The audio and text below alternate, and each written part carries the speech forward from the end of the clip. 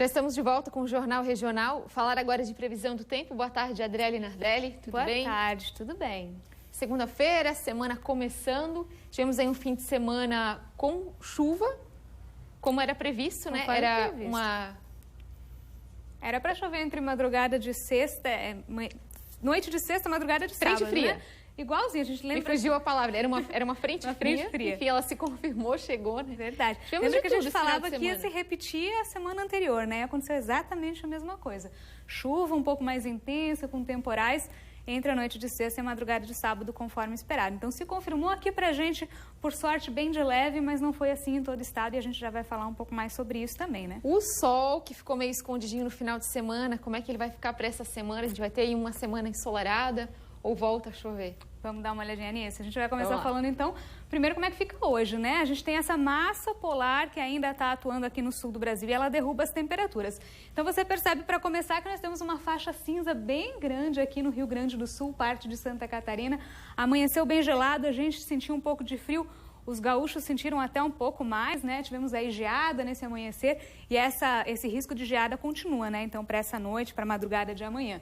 Fora isso, Paraná tem uma área de instabilidade, ainda essa parte em verde lá em cima e bastante cobertura de nuvens nessa faixa em amarelo mais escuro.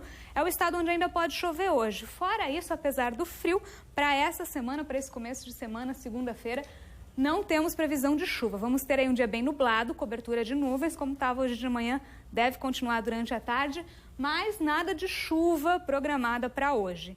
E para os primeiros dias dessa semana, a gente volta a ter pouca mudança nessa configuração. Amanhã, ao amanhecer, teremos mais nuvens e nevoeiros, especialmente no norte do estado.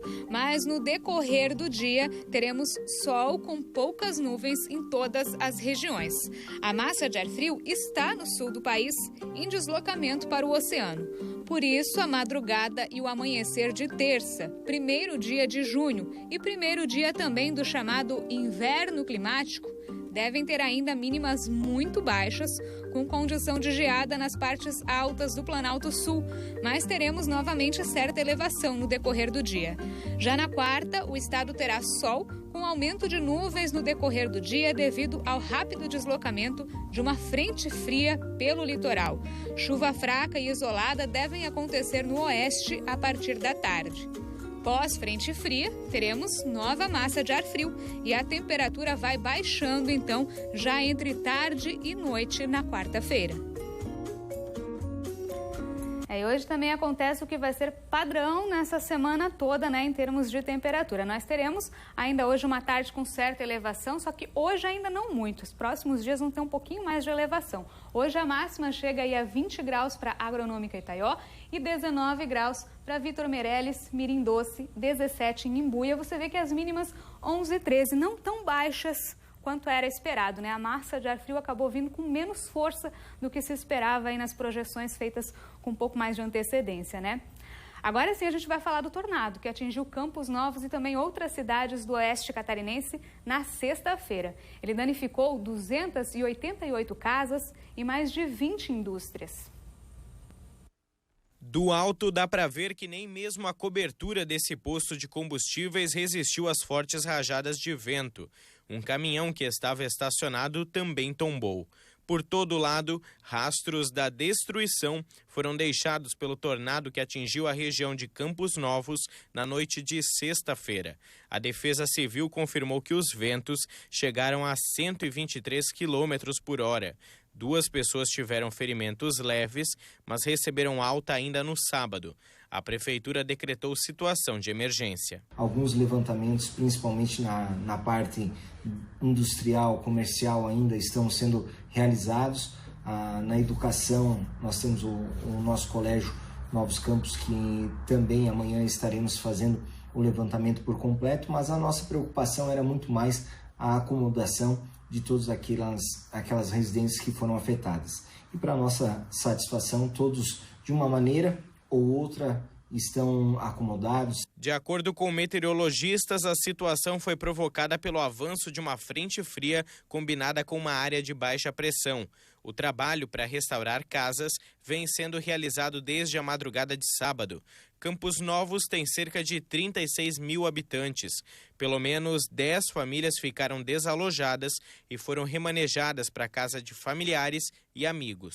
Cestas básicas, colchões, telhas e fardos de água potável foram encaminhados pela Defesa Civil. As cestas básicas já iniciaram a ser distribuídas, bem como alguns kits de humanitário da IGM.